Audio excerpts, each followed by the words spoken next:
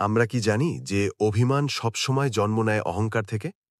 মানুষ যত বেশি অহংকারী হয় তত বেশি অভিমানী হয়, কারণ অহংকার আর অভিমান একসাথেই চলে। অহংকার হল শয়তানের গুণ, তাই যে অহংকারকে অনুসরণ করে সে শয়তানের পথেই হাঁটে। অভিমান কখনো সুখ আনে না, এটা শুধু কষ্ট, দুঃখ, বিরহ, দূরত্ব আর অপমান নিয়ে আসে।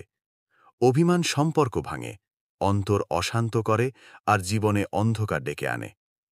আল্লাহ তাআলা বলেন, নিশ্চয়ই আল্লাহ অহংকারীদের ভালোবাসেন না।